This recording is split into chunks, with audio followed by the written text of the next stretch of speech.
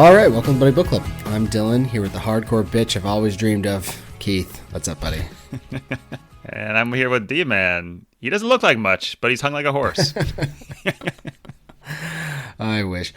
Maybe like a mini horse. Pony? One of the real miniature ones. Like from Parks and Rec? What's his name? Shit. Sebastian. We're breaking down some box office bangers, and this week we'll be discussing 2001's romantic comedy, Saving Silverman. Kind of. Or if you'd like to recommend a book or movie for us to read or watch, you can visit our website, buddybookclub.com, or slide into our DMs on Twitter or Instagram, Buddy Book Club Podcast. You can listen to us on iTunes and Spotify, wherever you get your podcasts, so please download and subscribe.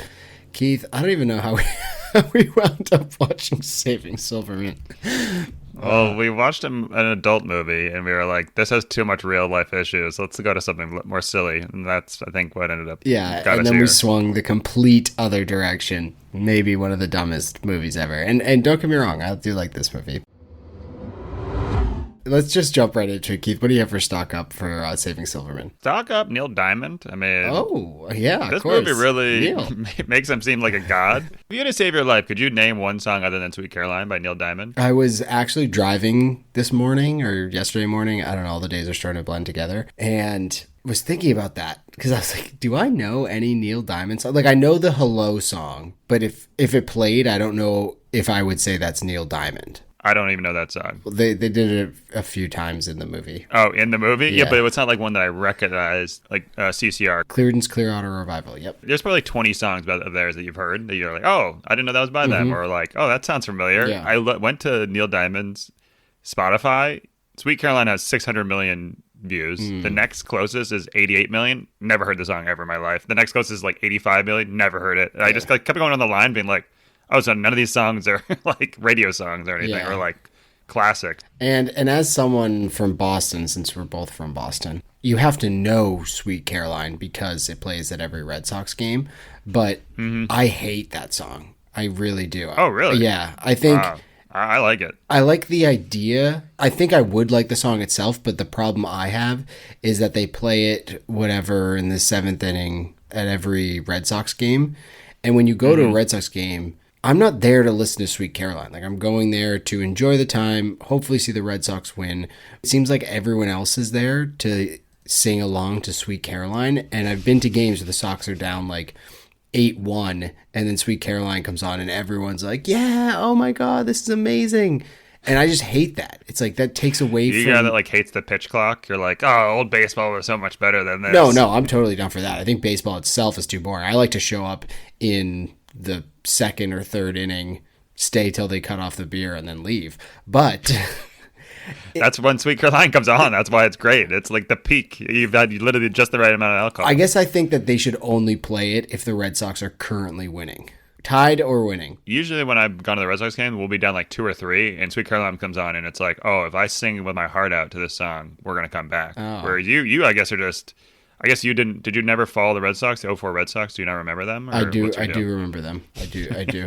I mean, everyone that chipped into that, any sort of superstitions you had or anything like that, that led to that comeback. So everything now adds up to that. So you have to do anything that you think might help the Red Sox win. So you're saying because my girlfriend at the time offered us to have tickets to sit at Game 4 when the Red Sox were down 3-0, and they were $100. And at the time I was in high school, it's like $100 is a lot of money. I'm not going to watch the Sox get swept.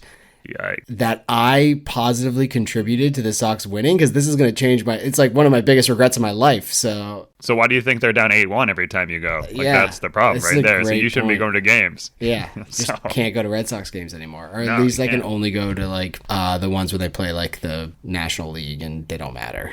What are you talking about? Those don't matter? What? Yeah, but they don't matter as much in terms of like playoff seeding and whatnot. I guess. There's 162 games. I mean, they don't all matter the same. No game matters if that's the... I mean, that's the mindset. I don't know what you're talking about. That'd be like saying, oh, any game outside the division for the Patriots doesn't matter. Like, what? Oh, yeah. I mean, it matters less. Jesus Christ. It matters less. Like when they lost to the Raiders. I don't know if I can trust you anymore. You're like, I don't like Sweet Caroline. I don't like going to Red Sox games in the playoffs. Must be nice to have a girlfriend in high school too. Wow, who are you? Look at this guy. We got Fonz on the podcast today. Well, speaking of girlfriends in high school or girlfriends in general, my first stock up are friends that tell you like it is. So I think I had told you that because of this movie, my friends in high school called my girlfriend at the time Judith. And she had no she had no idea why, and they just called her That's Judith. more of an insult to you, by the way. I took it that way. Granted, she's also a big listener of the podcast right now, bad. So she'd be upset. No, she's definitely I don't remember it being that bad, but like maybe it was, because sometimes you put on those rose-colored glasses and you just don't even know what's happening in your own relationship. But yeah, so I guess maybe I was under her control, although she like didn't hold out on me with the the intimacy. And didn't force me to go to any counseling. She offered to bring you to a Red Sox game. Is this the same one? No, different one. Oh, okay. All right, fair enough. Yeah, no, different one. Guy had 2 girlfriends in high school. Must be nice. Guys like to just like do guy stuff, and especially when you're young. Like these guys are in their 20s and Saving Silverman. Mm-hmm. You just kind of want to hang out with the guys. That's what you want to do. And the second that someone gets a girlfriend and they start taking time away, whether it's this crazy situation or just like a very normal situation where you're not going to shoot darts on Wednesday nights anymore because like you're going to go hang out with your girlfriend and have dinner and do other enjoyable things, the friends start to get pissed. That's just the way it is. So unfortunately, though, sometimes it does get bad, and that's where you want to have friends that tell you like it is. I did have a friend who was dating someone who was absolutely psychotic, and he said he was going to propose to her, and I had 3 friends that decided to sit him down for an intervention and was basically like, Hey, you might not realize this, but she's terrible. She's absolutely the worst person in the world. She makes you like commandeers your life. You have to do everything around her. You have to check everything by her. Like she's dangerous. This girl's dangerous. And fast forward 10 years, he found someone else and they fell in love and everything's good. No, I'm just kidding. He married the original one. They have 3 kids and they're very happy. We're airing out a lot of laundry on this podcast. Were you not friends with the kid? No, he's still a good friend and his wife's fine. She's fine. Whatever. Is he still friends with those 3 guys? Yeah. Intervened? Yeah, for sure. Wow, that's interesting. All right. I mean, someone like that obviously is pretty meek, so it's not like he was going to defriend these people if he wasn't going to like break up with this terrible person. Yeah, okay. But they got 3 beautiful kids, and they wouldn't be here if he didn't stick with her. So, what else you got? All right. Funny graphs stock up. This might be the first movie that I can remember them pulling out a graph in the middle of a movie. I feel like that's like probably a faux pas in filming. Show, don't tell. You pulling a graph out to show is pretty much the exact opposite of that. Oh, the graph, the masturbating graph? Yeah, it was a graph of, it was F, B, G, and W, O. And that was just a funny scene. There was like, look at the fun that we've had. And they were just like graphing it actually numerically. The band members or numbers, and then girls, and then obviously because girls WO whacking off has gone up significantly, and it was going off the graph. It didn't chart it. I like how the girls was like started at like 1 and it just went to 0. Yeah, that's stupid stuff like that, but a lot of people have stolen from that and used that now. I think it's hilarious. So more graphs in movies that aren't like exactly. financially related, that are more right, comedic. Just funny. Yeah, I like them. They should have used a graph like this in The Big Short. It would have been easier to explain. I like the Big Short where they cut away and they have like Margot Robbie in a hot tub explaining things. Yeah, I don't remember. Selena Gomez at the craps table or table? blackjack table, whatever it is. That's a clever way to do it. Super clever. I mean, Adam McKay makes great movies. My next stock up, Jack Black. I don't know why. I've just always loved me some Jack Black. I was always like a Jim Carrey guy. I mean, I like Austin Powers. Physical comedy. Yeah, so I like the physical comedy aspect, and Jack Black just does it with like facial expressions. Like he does a lot more on top of that, but just his like quizzical looks or whatnot, they make me laugh every single time. It just hits me right. And associated with that, Tenacious D.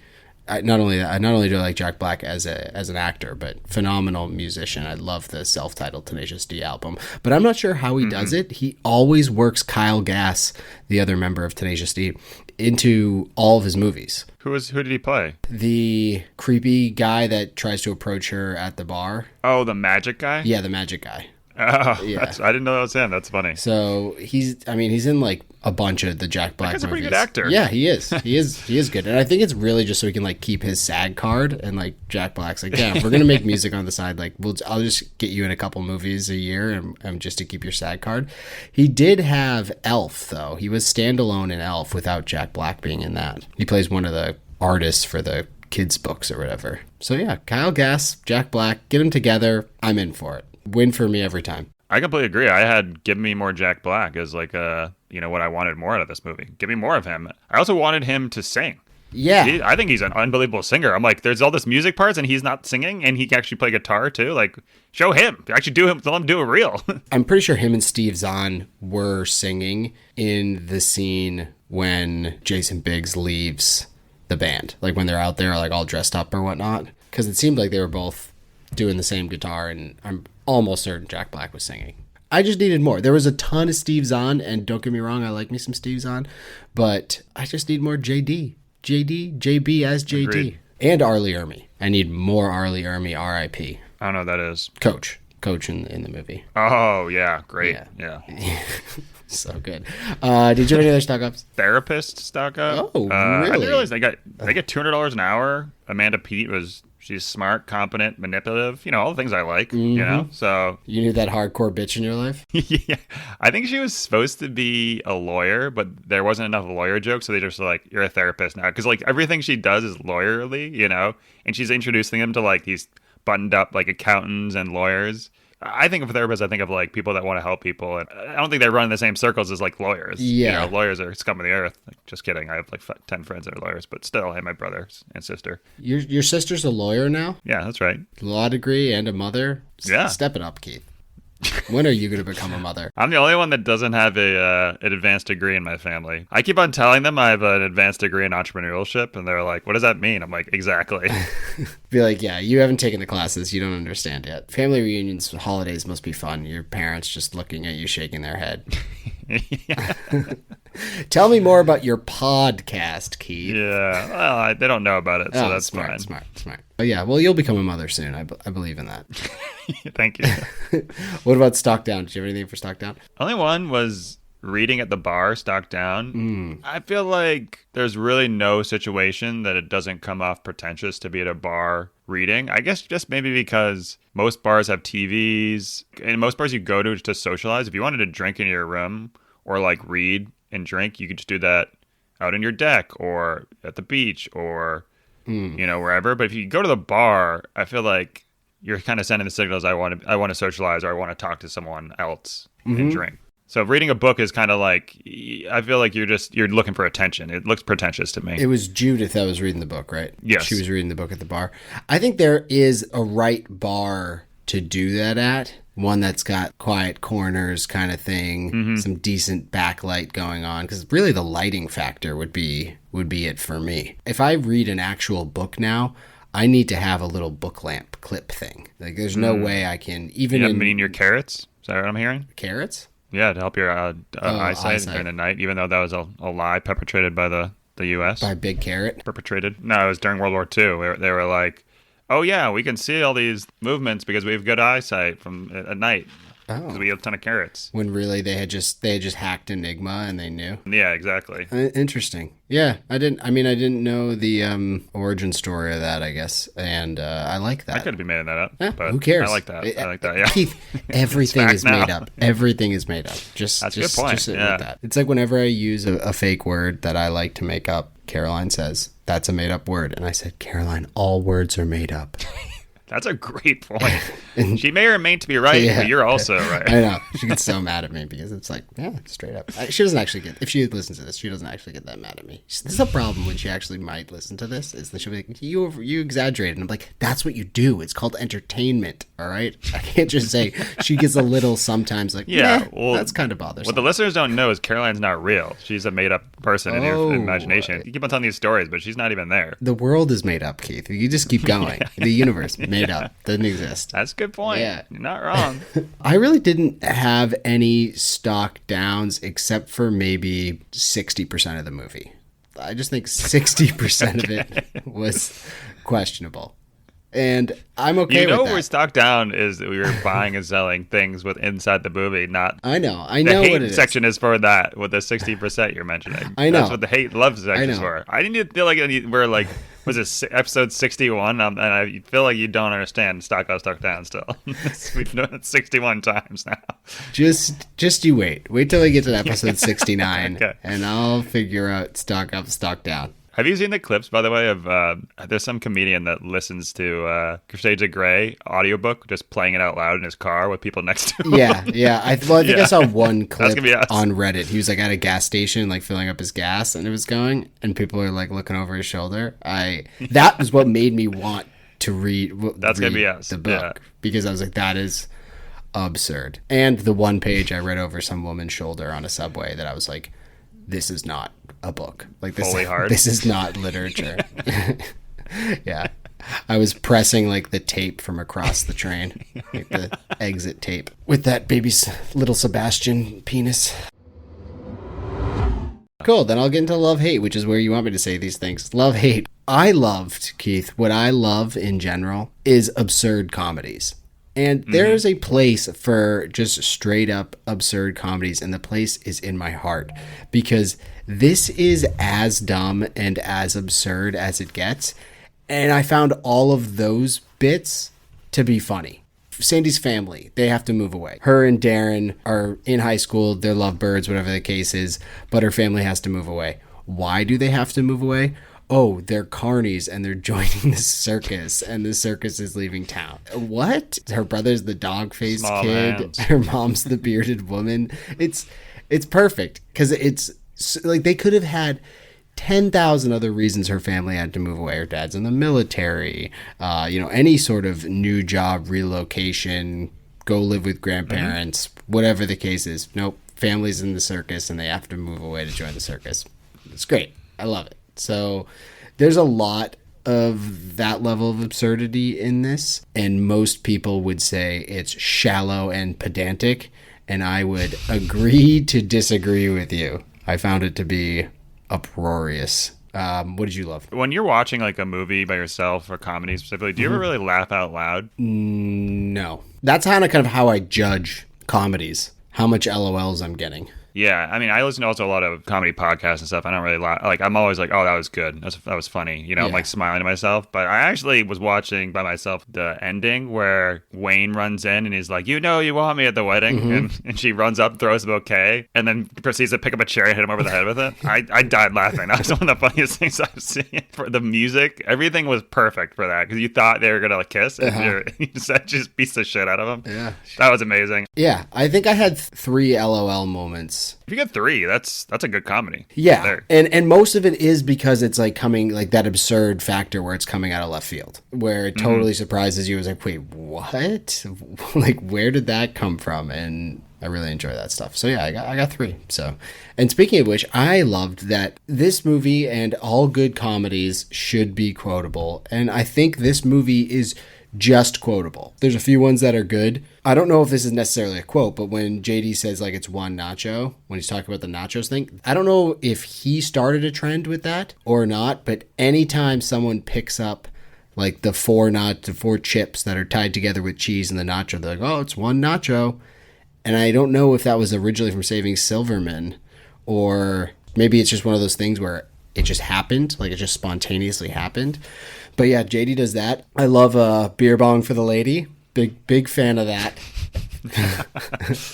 I used to when beer bongs were a thing, like in college or whatever the case was, that was the only way I would give that to somebody else. You know what I mean? Be like in college, be like, hand someone a beer bong, be like, beer bong for the lady.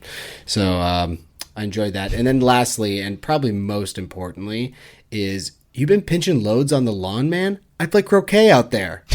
That was good. I tell that to my dog whenever I have the opportunity. Dog shits on the lawn. I go, you've been pitching loads on the lawn? I play croquet out there. Or sometimes I just cut it to, I play croquet out there. I thought that scene was top notch for me. It tied all the things that I enjoyed together. Poop jokes, Jack Black, Arlie Ermey's butt. I loved it.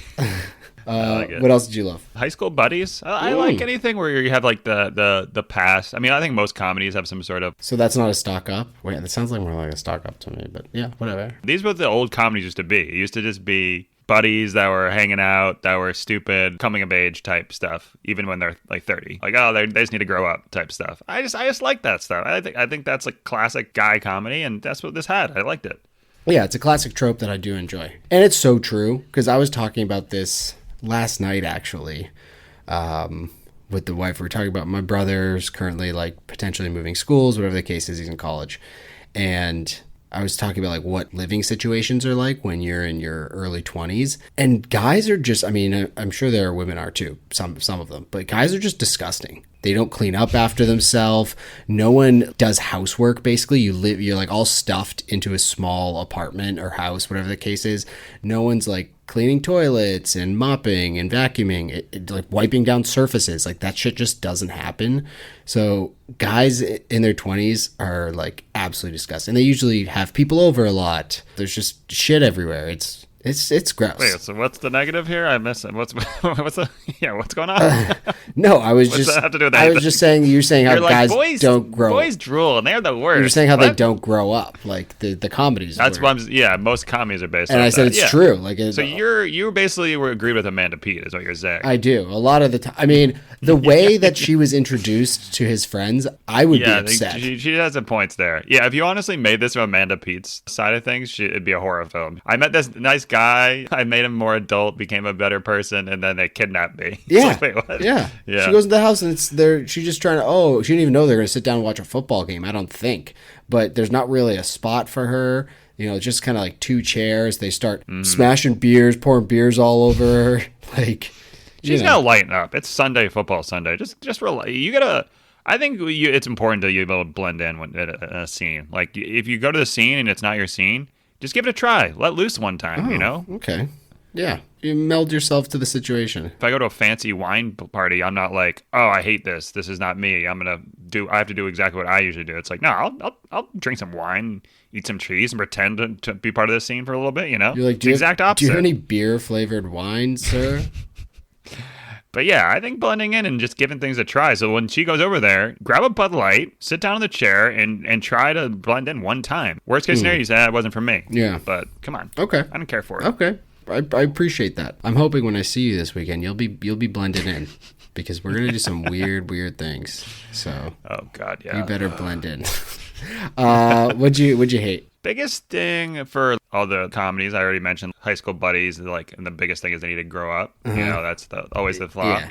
But you like the characters before they do that. The Silverman dude sucked. He's the worst. Why did I like him? You know, he's like the worst person. He leaves the band, which is a hobby. You know, it's not like they're forcing him to go on the road and travel. It's just a hobby that they have. It's not affecting his lifestyle anyway. And they're like busking at a pier. It's not like a big deal. He doesn't invite them to the engagement party. Just basically cuts them out of his life. It's like, oh, so this guy's just a dickhead. So why would you help him? I don't really. And then, like, after all that, if they, like, show you how bad she is, he's still just like, nah, see ya. So I guess, like, all right, good. Like, I'm done with you. I wouldn't go any great lengths after that. I just didn't like Silverman. Mm-hmm. The movie should have just been Jack Black and the other dude just being mischievous, you know? Yeah. That'd been better. I think Jason Biggs is, like, a good cast for that type of character, for sure. But the character itself is just, he's not your buddy. And no. I've seen people kind of leave their friends for girls. The funniest part, I feel like, is after the breakup when they're like, hey, what are you doing this weekend? It's like, wait, you're the guy that like didn't hang out with us for 2 years. What's going on? Right. So, but I'm with you there. He wasn't. What was his redeeming qualities? Yeah, he didn't have any like, redeeming qualities. Why did Sandy like him so much? He had no backbone. Even though when the new girl came into the scene, he was like the worst still too. I don't know. Everything about him was just... Yeah. Like the whole scene about him, and I really didn't like that scene at the bar when he has the nipple clamps on. I didn't think it was that funny. Yeah, but the whole point is like he can't not say Judith's name. It's like, right. What are you doing? Like, just be nicer. Judith had a good point. She's like, it's been a week. I just died, and you're dropping L-bombs to another girl. It's like, oh, so you're just a terrible person? Like, what's your deal? We should have just done this movie from Judah's perspective. I will agree in a hate potentially, and I want a short movie, especially like this. You don't want it to be longer, but it was more of just like a montage. You got like for the intro to JD and Wayne, you pretty much get JD at Subway, which I thought was actually pretty funny. Him trying to do his like be a Subway manager, and then Wayne getting attacked by a raccoon. That's who those characters are. That's all you need. Yeah. You didn't need more than that. It is all you need for sure. But and maybe it's because I just wanted more Jack Black. Like I need another like solo Jack Black scene. Jack Black was also turned to like 6 in this movie. I need him at 11. Yeah. You know? Yeah. He was dialed down for sure. The only thing I really hated was just there was copious amounts of beer wasting in this. I don't know, what was going on, but and who did these guys go to BC? Because who taught them how to shotgun? What a callback. The shotguns at the beginning were like, what is happening here? Just a magic. Yeah. Did magic teach them how to shotgun a beer? Because yikes, I haven't seen this much beer wasted since I went to the last BC tailgate. That's all I gotta say. Speaking of fitting in, when you go there, it's basically like having to unfit for a football game. You have to like wear your turtleneck and whatnot there. Be like, I find the other team to be rather shallow and pedantic. Saving Silverman, like I said, some studio notes, came out in 2001. It was also known as Evil Woman. This movie got released like all over the world. I don't know how they got like worldwide releases, but it was released internationally as Evil Woman, which isn't very fair to Judith in my mind. It was remade in Telugu as Thati Gang, and in 2002, and Hindi as another name that I can't pronounce. So I don't even know why this movie just kept getting redone, but hilarious that it did. And maybe that's just added to the comedy. It had like a $22 million budget. I think it made like around that, maybe 20. It says like between 19 million and 26 million worldwide from a $22 million budget.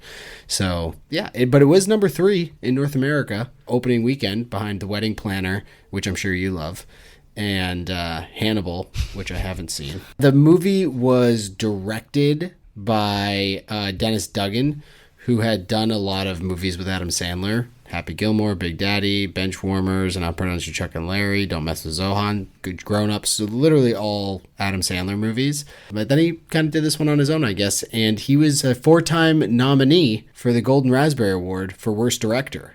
So good for him. He did win Impressive. Once. I couldn't find if it was for this movie, but it may have been.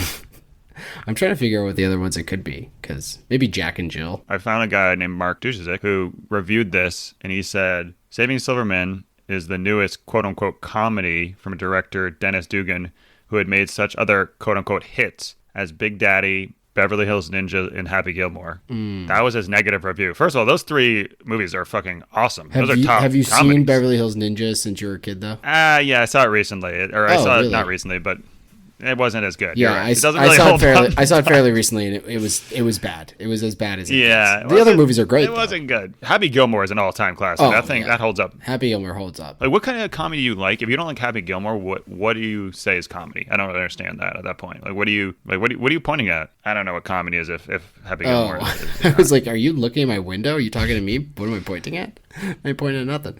Looking good in those blue shorts there. Oh, nice try. I'm wearing black sweatpants. If I got that right, though, that would be pretty impressive. Yeah, I do own blue shorts. Maybe I'll put them on for you. Yeah. The consensus review, Rotten Tomatoes has a 19 critics on Rotten Tomatoes, 50 on for audience. And the consensus review is dragged down by a plot lacking any sense of logic and obnoxious, unsympathetic characters. This comedy is more crude and mean-spirited than funny.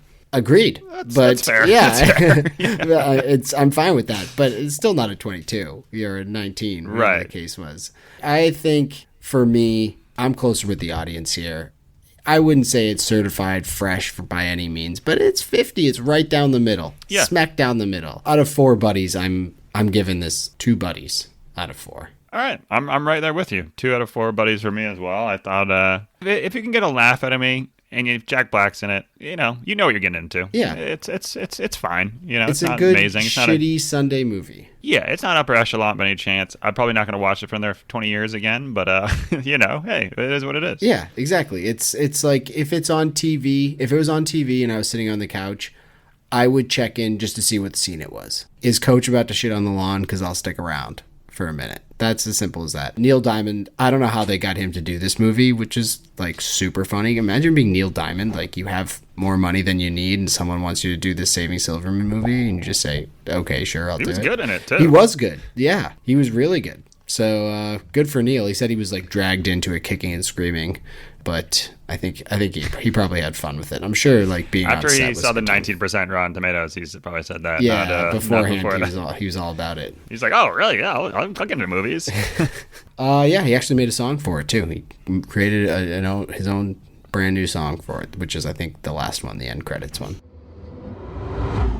That was Saving Silverman. And we're going to get back to our regular scheduled programming of epic tomes. Next up, we're doing Hero of the Ages, Mistborn trilogy. Mm-hmm. Yeah, our final installment of the Mistborn trilogy, Hero of the Ages. Keith's dragging on it. You know, we got to say it. We got to tell it like it is. He's dragging on it. Can't get through that 40-hour book. A book that takes a day to read, literally a full day, 27 hours. I just played it for one day while I was sleeping. Came all in my head. Got it off. Oh, yeah? Yep. Mm-hmm. I mean, they say that with coma patients, you can do that and you're fine. Yeah, so we got that coming up next. We're trickling our way closer to episode 69, which will be 50 Shades of Grey. I couldn't be more excited to read something, and I know that after I get 2 pages the fans have been clamoring for it. After I get 2 pages in, I'm going to be so mad. Be like, why did we You do wanted this, kid. I know. I wanted this. It'll be my fault for sure. But yeah, so we'll catch you next time for Hero of the Ages. And Keith, I'll be catching you live and in person within a couple of days. So... oh, yeah. I'll see you then. And for everyone else, we'll catch you next time. All right. Bye now.